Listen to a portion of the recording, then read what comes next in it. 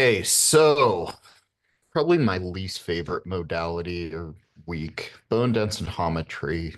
It's the modality that no one really ever is like, that's what I want to be when I grow up, right? A lot of you guys will be stuck doing bone density, uh, just because probably the person that worked there left at one point that did it, and now they need someone else to do it.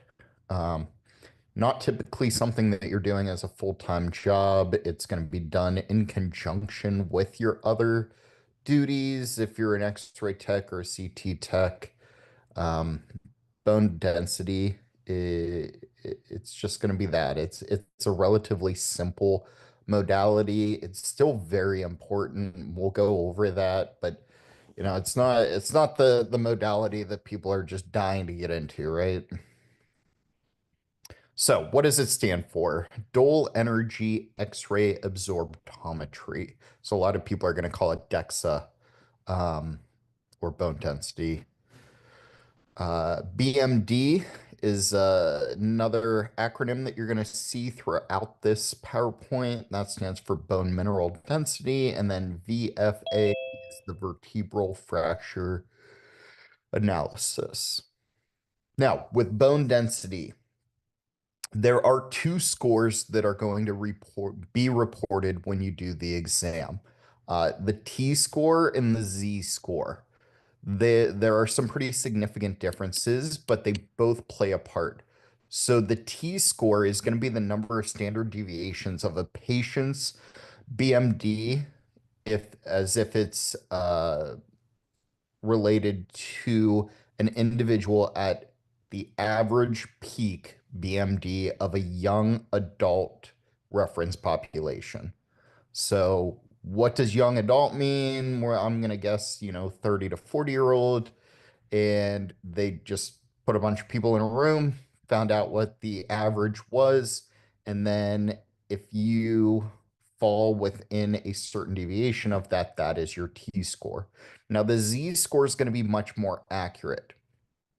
The Z score looks at uh, your bone mineral density compared to an individual of the same age, sex, and ethnicity. So it's going to give you a much more accurate representation of what you are compared to somebody like you. Now, the WHO, so the World Health Organization, they use the classification of the T score only. So the T score is your normal if you're above or equal to -1.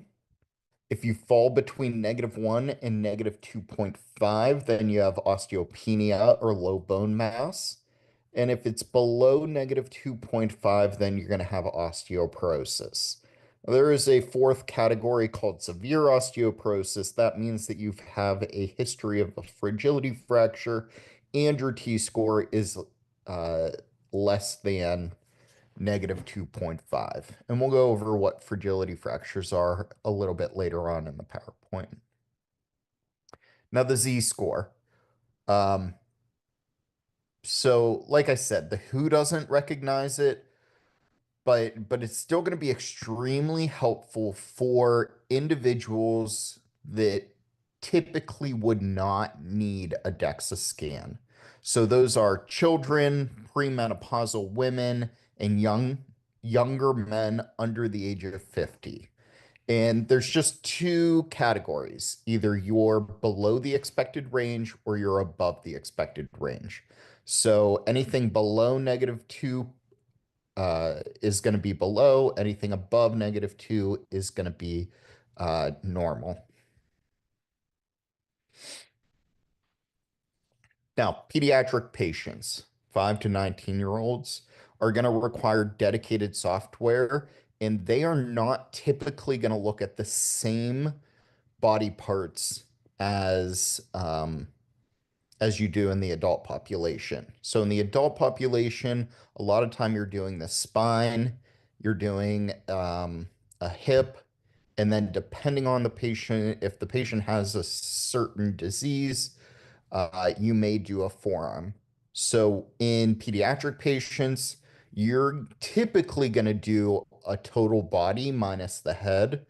Um, Again, we're not using T-scores for pediatric patients because it is going to be so skewed, being compared to somebody in their 30s or 40s. So we do use that negative, the Z score, and either give them a diagnosis of below the expected range for the age or within the expected range. Now, when it comes to bone, bones are made up of two very important different parts or types of bone. You've got the cortical or compact bone, and that's going to be that dense cortex that goes around the bone. So that's that hard part of the bone. And then you've got your trabecular or calcaneus, and that's where the marrow is going to be. That's the marrow area. Now, each of the different bones throughout your body are going to be made up of a different percentage of the cortical or uh, trabecular bone. So that's why, depending on the process that the patient has or the disease, they may check different areas. So your spine, about 2/3 is going to be trabecular, and then 1/3 is going to be cortical or compact.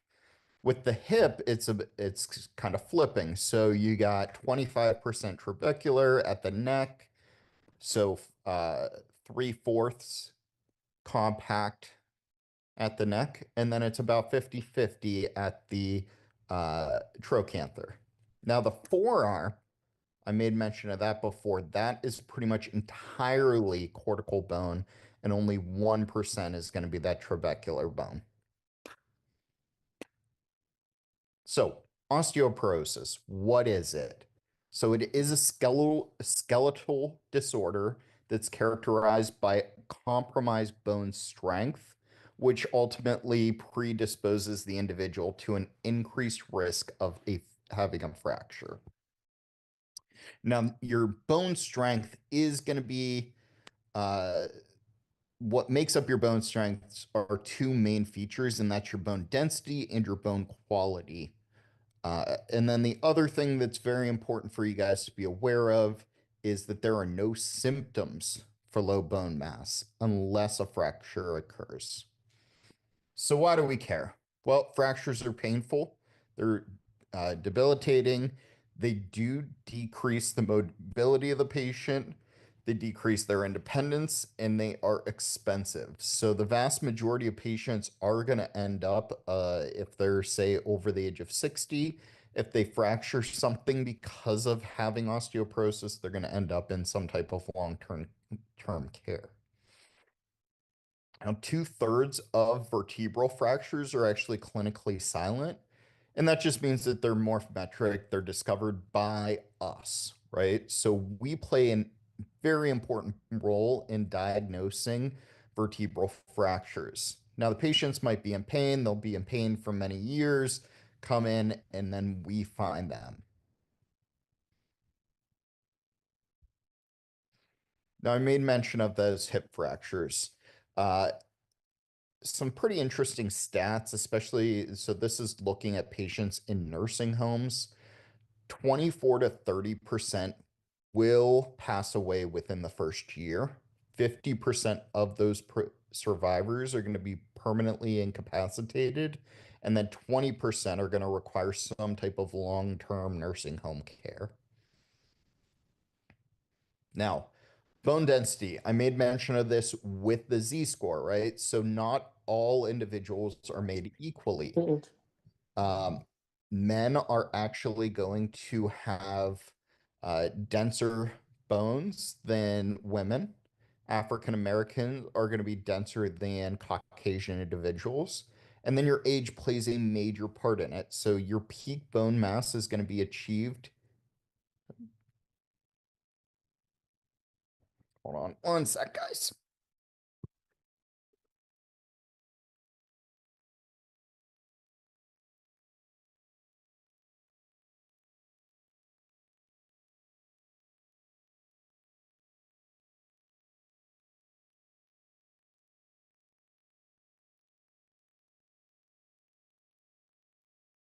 I promise there is no fire. My significant other is cooking right now. So if you guys could hear the fire alarm in the background. Um, so yeah, peak bone mass is going to be achieved in your teens, early 20s, and then it plateaus until about 35, and then it gradually starts going down.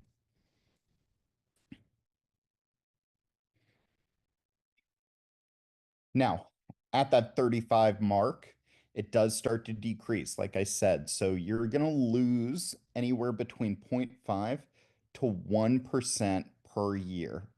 Now, the bone loss will accelerate for females during menopause, and it's going to actually accelerate to 2 times the amount that a normal person or that you would normally see. So it's 1 to 2%, and that can last anywhere between 5 to 10 years. And then the age-related bone loss continues until the bones eventually go back down to your pre-adolescent levels. Now, the issue is when you are an adolescent, your bones are, like we like to refer to them as very green, right? So they have a little bit more give. They can, move a little bit. So think of like a new tree that you just planted, and you grab a branch, you can bend it a little bit, and then uh, it kind of just goes back into place. As the patient ages, you lose that give, and the bones, even though the density is similar to what they were when they were younger, they're now much more rigid. So when they break, they splinter and they break bad. Now, this is a graph that I found on arthritisresearchuk.org, but I really like how it illustrates the comparison between men and females, and then the bone mass over the age of a typical individual. So you'll see, like we've been talking about, right around 20, uh, you're going to hit your peak bone mass. It's going to plateau for quite a few years, and then you see it start gradually going down for the man. And then for women, you get that really steep drop right around 50 to 60, and then it kind of goes back down to normal. Now, DEXA is the gold standard for diagnostic clarification or classification of BMD and osteoporosis. However, there are other techniques, but they will not be used, or they're not going to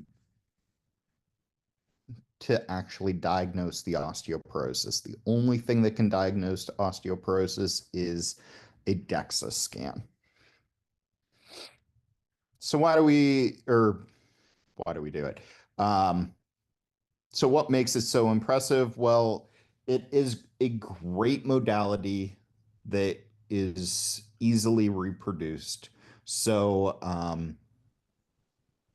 if you repeat a scan or you do it multiple times, you're going to come out with the same information.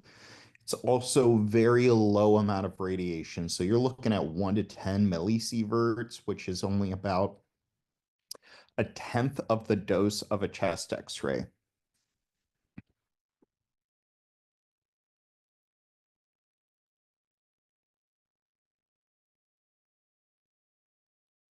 So, indications. Who's going to get it done? Uh, any woman over the age of 65 should get it done biannually. So every 2 years after you turn 65, you should start getting a bone density test. That's normally what Medicare or Medicaid will cover. Postmenopausal women under the age of 65 with a risk factor for a fracture. So those are going to be low body weight, prior fracture, high risk medication use. Um, and then women during the menopausal transition, again, with a risk factor.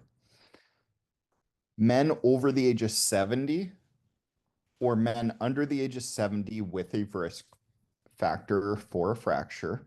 And then any adult with a fragility fracture should get it done. There are other individuals. My ex-wife, she had to start getting DEXA scans done when she got diagnosed. Give that 1 second, guys. Um, she got diagnosed with hyperparathyroid disease, which is uh, she had tumors on her parathyroid. And what that did is it's more or less your thermostat for calcium. So what it did is it told her body to dump as much calcium into her bloodstream as possible from the bone storage, which ultimately led to osteoporosis. Uh, Good thing is once they remove those tumors, you do have the ability to redevelop those bones.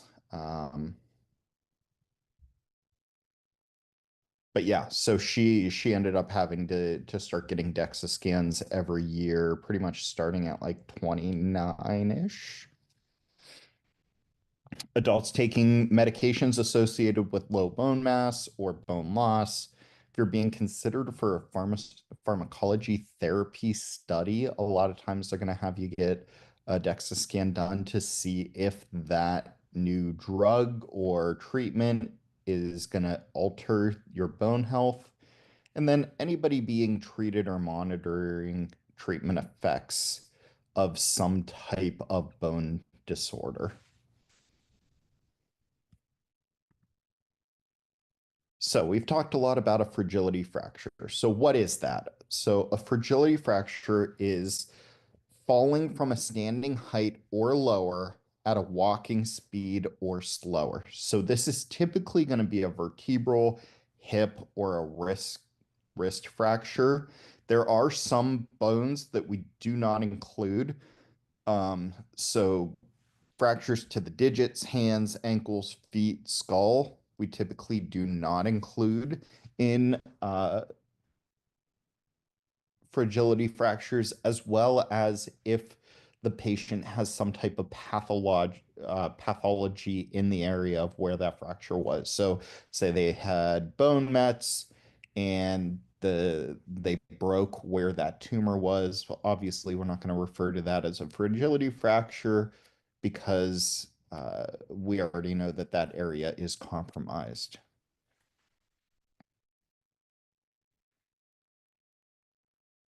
Now, the WHO does not regard a fragility fracture of having osteoporosis, but regardless of the T score, if a patient has osteoporosis, they should be taking care or they should be, very cautious of what their DEXA scans are, as well as, taking the necessary precautions to make sure that they're safe. Now, um, as far as the spine, you've got a normal vertebrae up in the top left. And then as you look over to the right, you're going to see a wedge fracture, biconcave fracture, and a crush fracture. So the wedge fracture is looking at the anterior portion of the vertebral body, biconcaves, the middle portion, and then the crust fracture is going to be that posterior portion closest to uh, the transverse process. So as you look and you go down, you'll see the mild form is in the top row, moderate, and then a severe fracture in the bottom. So you can clearly see how bad those fractures can get.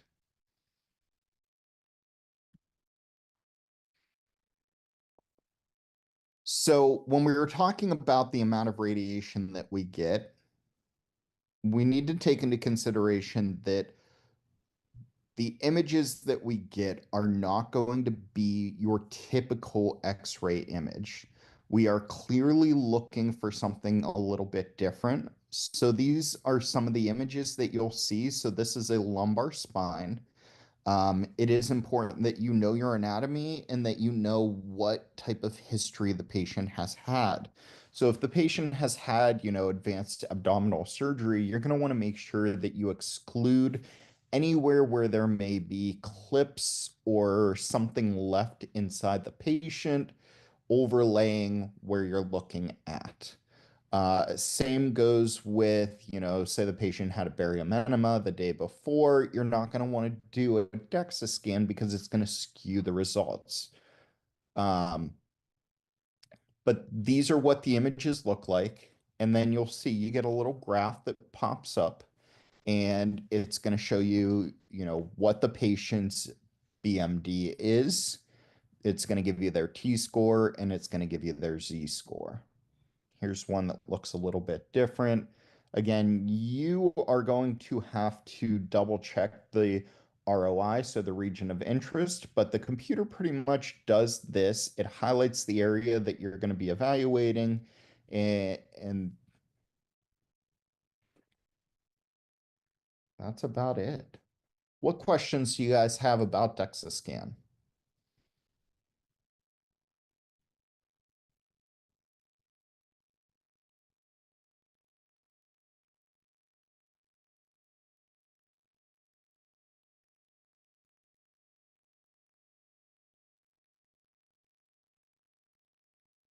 Okay, perfect. So I will stop the recording then.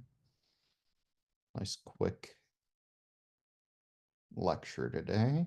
Recording stopped. Okay, so um, I'm gonna be a proud uncle for a second. My nephew, he is a junior down in Tennessee. He just got his results back for his ACTs, and he got a perfect score. Um, so for the code word today, let's do 36. So 36 is a perfect score. Just type 36 in, give him a little shout out. Um, yeah, absolutely crazy. He's a wicked smart dude.